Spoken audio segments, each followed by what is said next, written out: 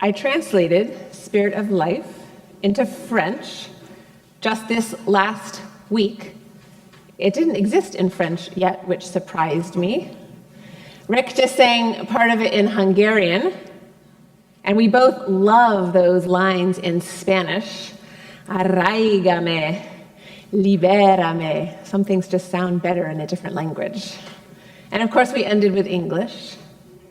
We don't sing this song too often in worship here at All Souls. Although just last week, a longtime member told me it's her favorite song or hymn of all time.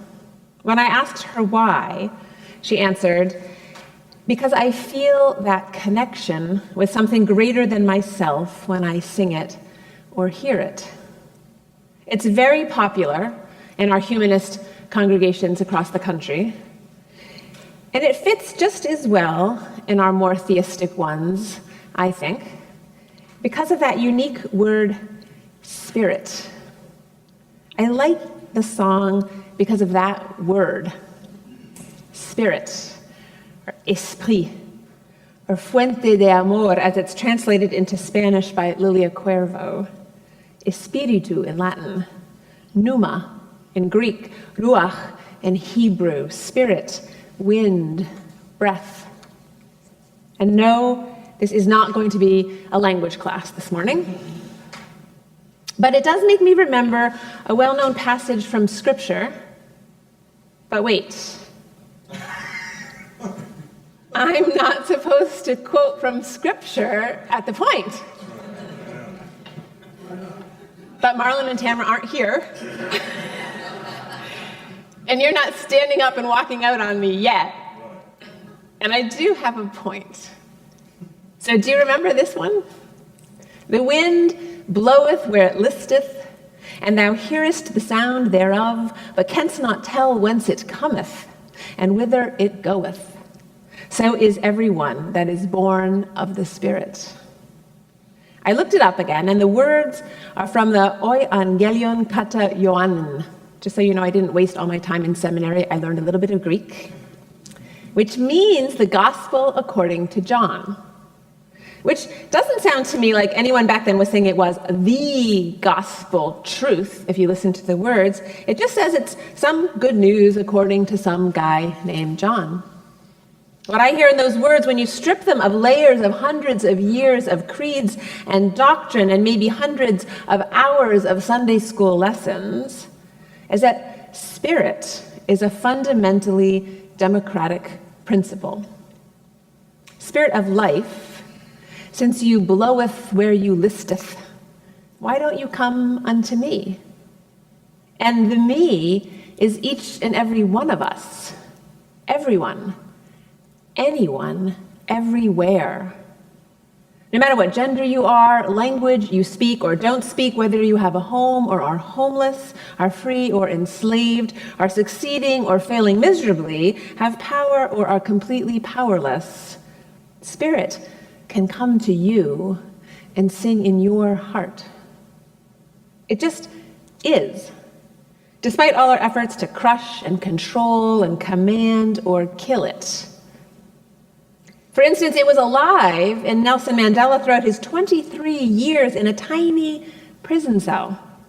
How else could he have emerged ready to be a global leader? And I was telling the children in chapel the story of Harriet Tubman recently. The spirit was certainly alive in her. Did you know her nickname was Moses? Tubman, who escaped slavery only to return to southern slaveholding states 23 times so she could help others enter into physical freedom. She could only do what she did because she had reached physical freedom herself, but her spirit had to have been already strong and free. Or else how could she have found the will and the way to escape physical slavery? Spirit is free. It cannot be sold, traded, bartered, or bought. It sings in our hearts unbidden. It gives life the shape of justice. Talk of a free spirit makes me remember my nephew, or think of my nephew who was born prematurely and spent the first 5 weeks of his life in an intensive care unit. He's 28, almost 29 years old now. His body is tight and constrained. He spent his whole adult life, actually his whole life, in a wheelchair. It's difficult for strangers and sometimes even friends, sometimes even family, to understand him when he talks. But once my ear is practiced and properly tuned in, I'm always surprised and delighted again by his insight and his humor and his humility. After a day with my nephew, you have no doubt that his spirit is alive and free, even if his body imposes terrible limits on his day-to-day life. And despite physical constraints, he believes what he wants to, he worships how he wants to, he's intellectually curious and politically active. He has taken political action for the rights of the disabled in this country. So he was thrilled to hear about our political action/party here last week. Some of you may have been here. We had a press conference and engagement party for same-sex couples, where we learned about and celebrated the federal judge's decision that to forbid gay marriage in Oklahoma is actually unconstitutional. Of course, the ruling has already been challenged, and the fight is on, thus the trip to Oklahoma City on Wednesday. You may also have heard that the president of Uganda is about to sign into law a bill that makes same-sex relationships in that country illegal. And you may know that we're in a partner church relationship with a church and school in Uganda, and that if this law passes, and the president has already said he will sign it into law, people's lives will be in danger. Our churches there, including our partner church, will be basically illegal after the law is signed. And Nigeria has also recently passed an anti-same-sex marriage bill. With all that bad news, it's good to know that we have people in our office at the United Nations watching events in both countries, and that they're prepared to guide us and help us know how to stand in solidarity with those communities once the people in the communities themselves can tell us how we can support them without endangering them even more. My point is there are always people around the world and in our backyards who are risking their very lives for the freedom that I most often take for granted. I don't know about you. The spirit is surely alive in Michael Sam, who was in the news this week, the University of Missouri football player who came out as gay a week or so ago before being drafted by the Prose, the first player ever to do so. I just wish you guys would see me as Michael Sam, the football player, not Michael Sam, the gay football player, he said in his first public address since the interview. I understand what he's saying, but at the same time, his courage is so inspiring. And for a while anyway, to many of us, he will represent the resilience of a free spirit and the way spirit moves through our lives, unexpectedly, often unbidden or unasked. What has become much more real to me in the last few weeks and made this question of religious freedom so important is the fact that there are people from all corners of the world who are drawn to our faith because whether they are atheists or Buddhists or Christians or something else, they are drawn to the freedom we represent and stand for. Sometimes because they are being denied that freedom in their own countries. I've never felt how much it matters until a couple of weeks ago. I was in a community with people from all the continents on the planet, except for one, Antarctica. Yeah, no Unitarians there yet. I hadn't understood how significant it is that we believe in freedom and in letting the spirit be freely expressed. If you take a look at my Facebook page later today, You'll see not only pictures of some of the people I met at the International Conference of Unitarian Universalists, but you'll also see post after post, well, post after post that, if I'm honest, I can't really read or understand. For example, here's one, and I think Tet will forgive me for my horrible pronunciation. Puyat ka ba, ilang kape bai kailangan mo. And here's another one. That was Tagalog, by the way. Nawe usigaye uri revn gake ha ha ha ha ha. I think I've deciphered the rev and the ha ha ha ha ha. Knowing that laughter is a universal language, much like music. And here's another one. See if you can, well, you will catch part of it. This is in Burundi. Wapi mamantu ni inkuti zanje za aba Unitarian Universalist munyuma izotoka. So I can understand Unitarian Universalist, but that's about it. And maybe one more word, and because of my French, maman looks like mother, though I'm not sure if Cassius is talking about his mother or not. And thankfully, since he's a new acquaintance or friend, and I'll just tell you a little bit about Cassius before I tell you what that means. Cassius is from Burundi. He's now living in Maine, the state that I traveled to Tulsa from. He has applied for and is hoping to receive political asylum because his life was at risk in Burundi for the human rights work that he was doing in his native country. And so when I asked him on Facebook a couple of days ago, he did translate the indecipherable for me into English and told me that someone was asking him if he understood Unitarian and Universalist theology and philosophy. It's not a bad question in any language. Est-ce que vous comprenez la philosophie de l'unitarianisme ou l'universalisme? Though they would understand the words, I know that my family in France would not be able to answer the question, despite the fact that I'm a Unitarian Universalist minister. But since the conference, the answer has become a very simple one for me. The mission of the Free Church is to institutionalize religious freedom. It's my understanding those words were first spoken by our minister emeritus, John Wolfe, who has always resisted the idea that our faith might be just another denomination, or another religion, or another ism of any kind, as in Unitarian Universalism. John insisted rather that our faith is an expression of freedom itself, an expression of spirit itself, that ours is a free faith and a free church, which I guess makes me a John Wolfe convert this morning. Happy to be one. This year, 2014, was the first year the International Conference has ever been held in the United States. There were twice as many people as usual this year, 150-ish instead of 70 to 80 or so. People felt and talked about the buzz as if the community had turned a corner and something important were happening. The organizers wisely controlled registration so that representation from the United States would stay below 50%.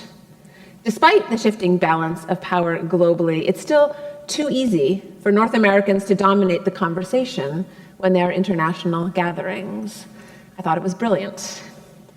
And you may be thinking everyone was from Europe, but just as we use the alphabet to remind ourselves of the religious diversity here at All Souls, as in we have members and friends who are agnostics and Buddhists and Christian Scientists and evangelicals and Hindus, Jews and pagans and Pentecostalists and Quakers, which is true, now there's a new alphabet to pay attention to.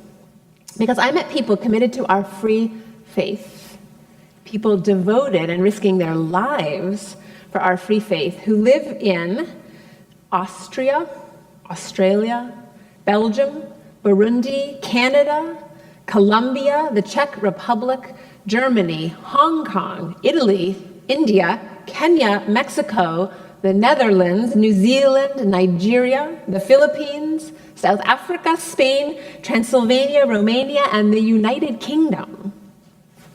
Is that amazing? Different people, from different places with different beliefs and different cultures and different customs, all proclaiming the same one free faith. It was amazing to me and very inspiring, and it was also complicated and confusing at times for all of us. There are so many barriers, you can imagine, to connection in a group as diverse as that.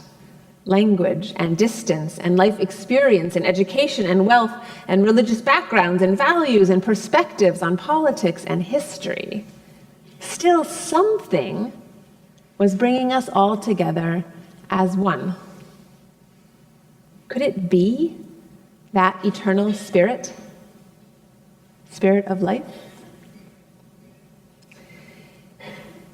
Now, it's hard for me not to think of Thomas Jefferson when speaking of freedom and faith and a free spirit, because it's the way I was raised. It's part of my cultural upbringing. I was raised by a father who was a bit of a fanatic about our founding fathers, a father who offered his children $100 each if we could memorize the Bill of Rights, and who had them taped to the bathroom wall to inspire us.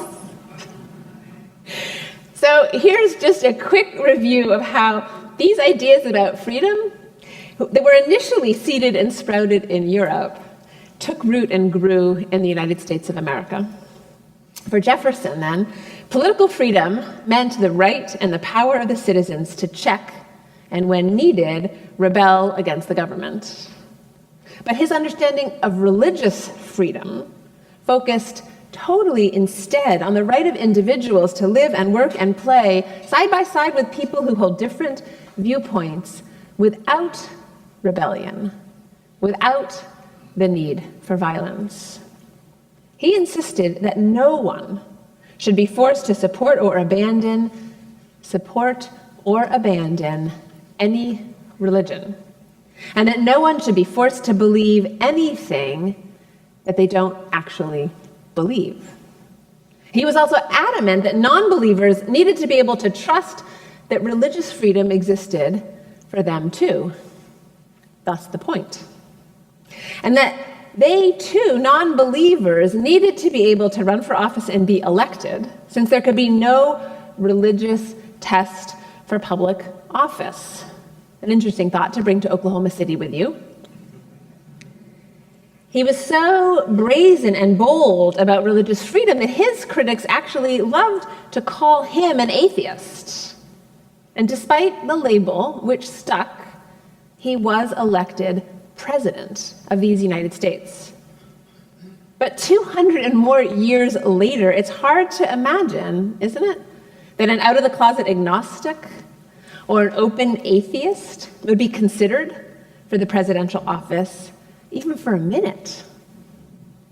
Jefferson left us some work to do, a lot of work to do here in Oklahoma, and we are the ones to do it. Because we, the people, are the church. It's something else that John Wolfe always insisted on. And the church's work, as I've already said, is clear. The church's work is to institutionalize religious freedom.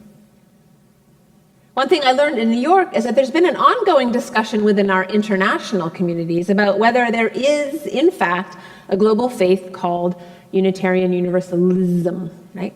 Denomination, religion, and ism. It's similar to the national conversation about what binds us together, or what stands at the center of our faith in all our theological, and in some places like here, in all our ethnic and racial diversity. It's just an even bigger conversation globally, because it takes into account deeper and broader dimensions of cultural complexity. Recently, out of the sharing done between liberal religious people from around the world, and you should know that we've been involved in these kinds of exchanges. Unitarians and Universalists have been involved in this international dialogue since the very first World Parliament of Religions, which took place in Chicago in 1898. From these ongoing conversations, then, two sentences have emerged recently that I want to share with you this morning. Unitarianism is not really a global faith. Rather, it is a collection of indigenous expressions of the liberal religious spirit. Reverend Brian Keeley from Canada and past president, just recently stepped down, of the ICUU, the International Conference, wrote those words. I like them a lot. Do you? I saw a few of you nodding. Here they are again. Unitarianism is not really a global faith, meaning it's not a new religion or denomination or ism. Rather, it's a collection of indigenous expressions of the liberal religious spirit. We're not a religion, as John Wolfe has insisted over the years, but our churches are particular expressions of a liberal religious spirit, which bloweth where it will. That ultimately free, ultimately unstoppable spirit of life. In Burundi and in Boston, in Transylvania and in Tulsa.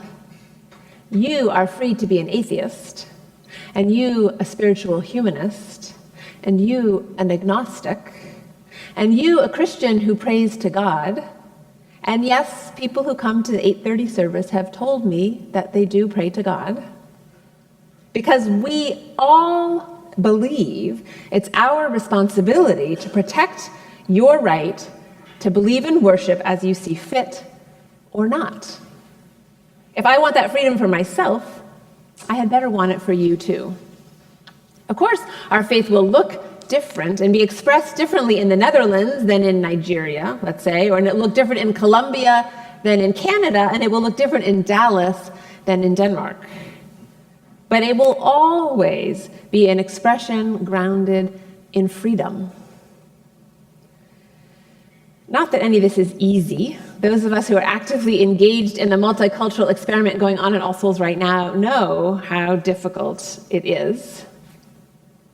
The commitment to freedom and the radical respect for cultural differences means that international ministry is extremely challenging and rich with opportunities. I hope there's some people in the pews this morning, and if not, I will connect you with them, because we have active groups in our church that are already doing international work. We have our partner church team, and we have relationships with people in Transylvania and in Uganda already. And we have our village banking team, who have been developing relationships with people in Central America for years. And we have our green team, who is not yet internationally involved, but I'll tell you, after being in New York with this international community, we need to be, because climate change is an urgent issue for members of our many cousin congregations who live on islands which are threatened by stronger and stronger storms and are surrounded today by rising seas. I know the members of these teams would be happy to talk to those of you who want to engage in this international work.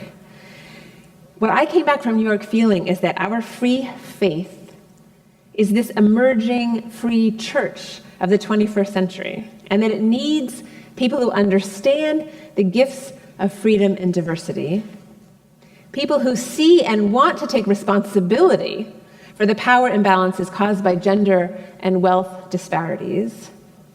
It needs people who want to share what they've been given because of where they were born.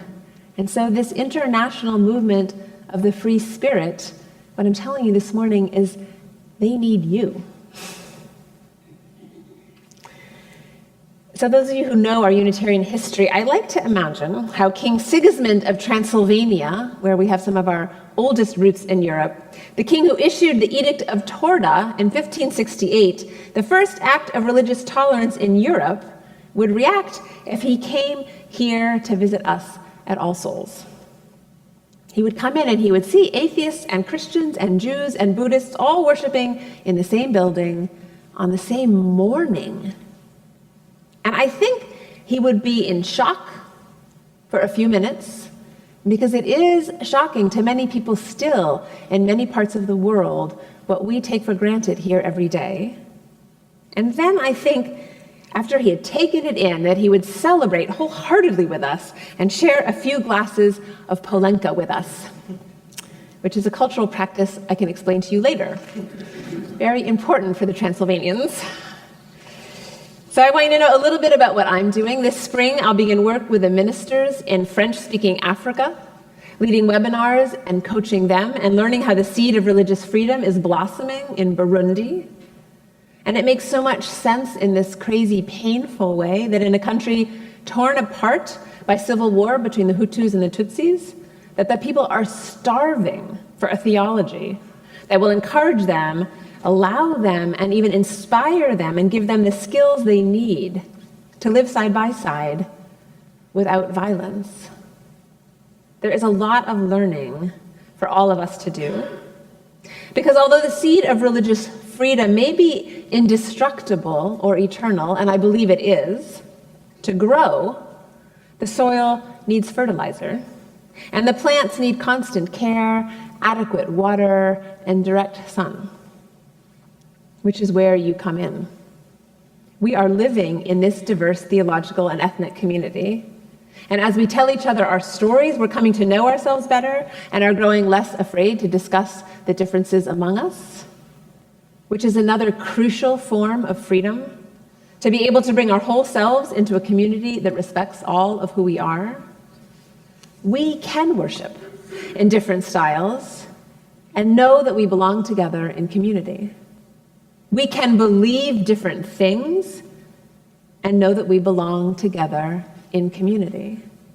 We can choose to sit and talk upstairs instead of worship and know that we belong together in community. We can pray to Jesus and we cannot pray at all and know that we belong together in community. We can be angry, grateful, depressed, exuberant, lonely, overwhelmed, curious, and cynical, and know that we belong together in community. I have faith in the Spirit, which is free and indestructible, the Spirit that makes all of this, what I just named, possible. Faith in the Spirit, which is proven to be resilient and real again and again, every day, in the human heart, in Harriet Tubman's heart, in my nephew's heart, in Michael Sam's heart, in Cassius Shirambere's heart, in your hearts. The free Spirit singing in our hearts all the stirrings of compassion, making one free international church. We have work to do. I hope you'll join me.